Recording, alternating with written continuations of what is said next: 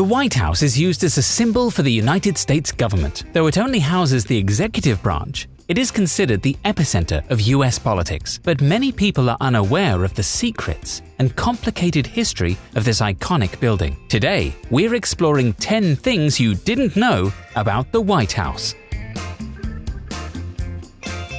The White House was built in 1792 under the supervision of George Washington and Irish-born architect James Hoban. The property encloses 19 acres of land, and the building itself is roughly 55,000 square feet. There are 132 rooms, 35 bathrooms, and 6 levels in the residence. There are also 412 doors, 147 windows, 28 fireplaces, 8 staircases, and 3 elevators. The White House requires 570 gallons of paint to cover its outside surface. It has 10 rooms on the ground floor, 1 main corridor, 6 restrooms, 8 rooms on the state floor, 1 main corridor, 1 entrance hall, 16 rooms, 1 main corridor, 6 bathrooms, and 1 restroom on the second floor. It's much larger than the average US home, which is roughly 2,500 square feet. But then again, the White House is both a home for the first family and a full-time office and operations center for the executive branch. The last major renovation took place in 1940, and it is unlikely to undergo any serious changes in the near future.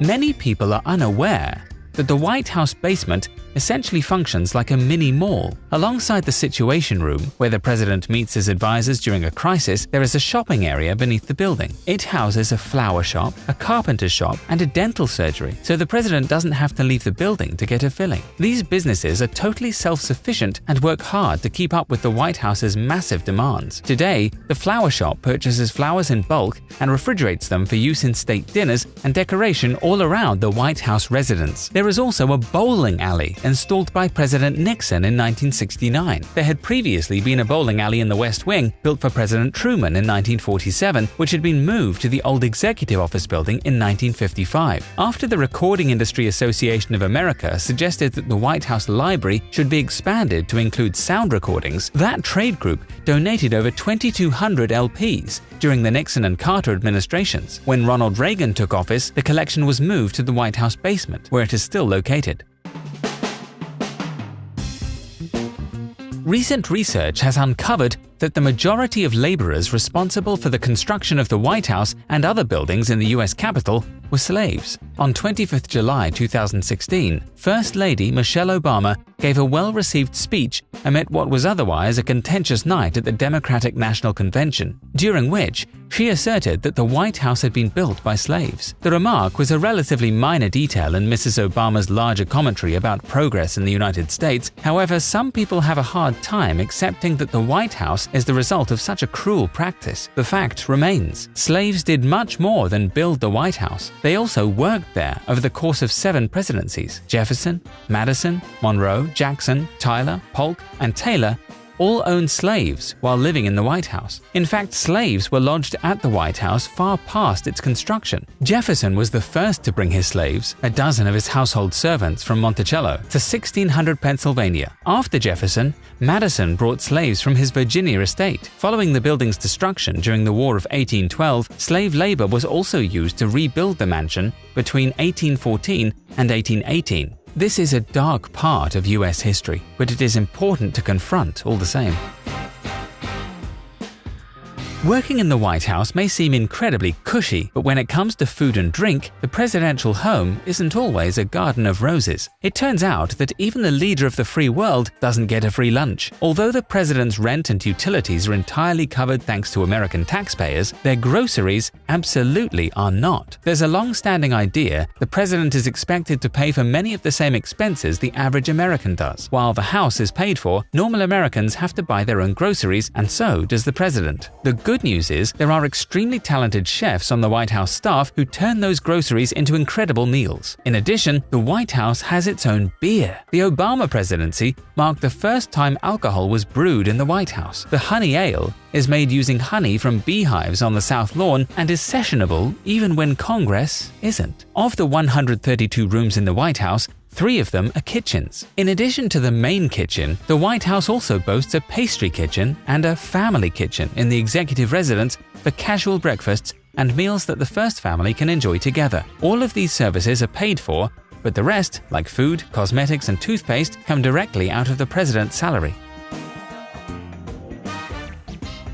It's not uncommon for presidents to have pets in the White House. The first White House dog to receive regular newspaper coverage was Warren G. Harding's dog, Laddie Boy. Pets also featured on presidential elections. Herbert Hoover got a Belgian police dog, King Tut, during his campaign, and pictures of him with his new dog were sent all across the United States. But more than dogs have lived in the White House. The wife of John Quincy Adams, the 6th president, had silkworms. Herbert Hoover, the 31st president, had an opossum, and Calvin Coolidge, the 30th president, had a raccoon named Rebecca that walked on a leash. Theodore Roosevelt, the 26th president, was famous for his many pets. His 6 kids had snakes, dogs, cats, a badger, birds, guinea pigs, and more. When Roosevelt's son Archie got the measles, his brother Quentin thought a visit from the family pony might cheer him up. So Quentin put the animal on the White House elevator and brought him to Archie's upstairs room. President Donald Trump bucks this tradition as the first POTUS in about 150 years to have no pets at the White House. He is certainly in the minority, as virtually every other first family has had a pet in the White House.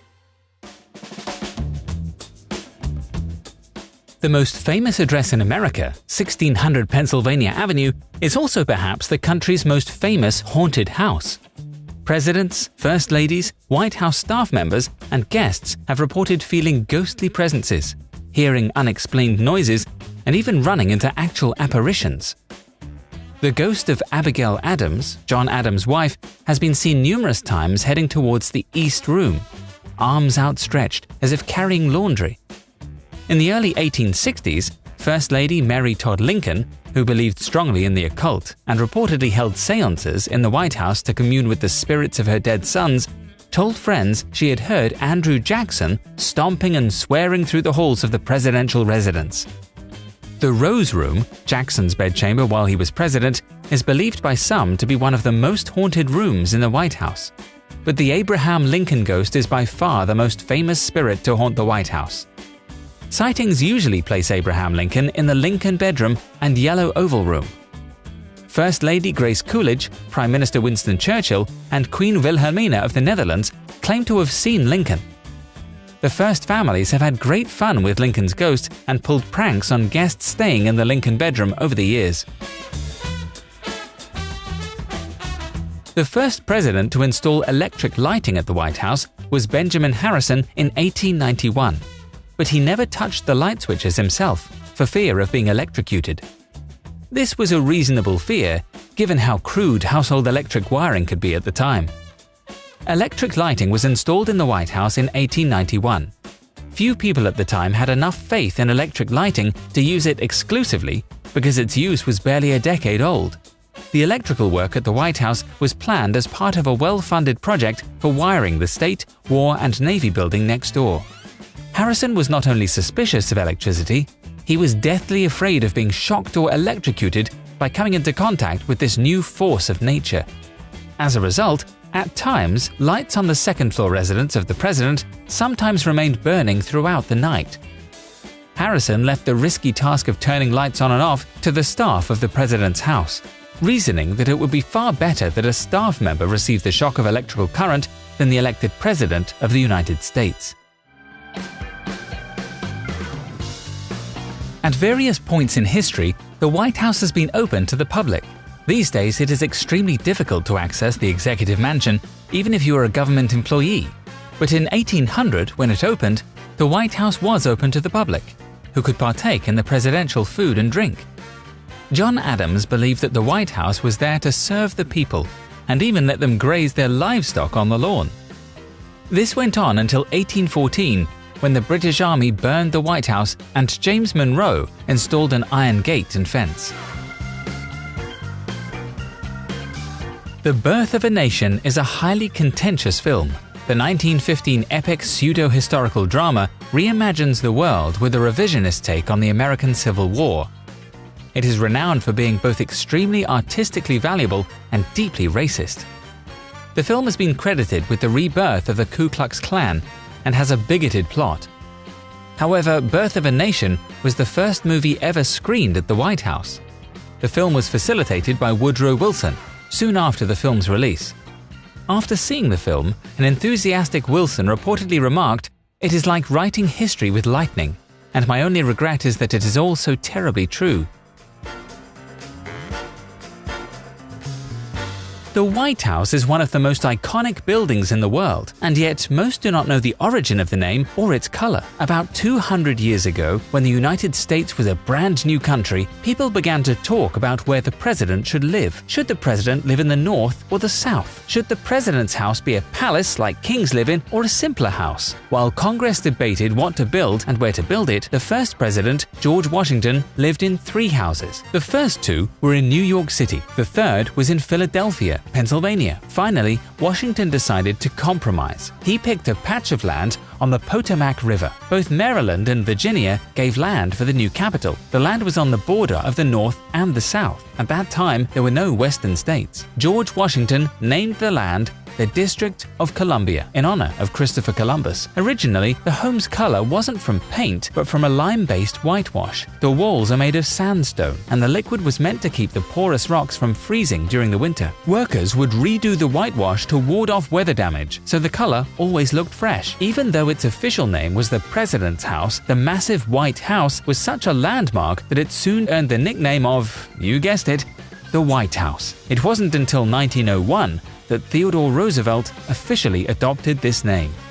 African American audiences openly wept at the film's malicious portrayal of blacks, while Northern white audiences cheered.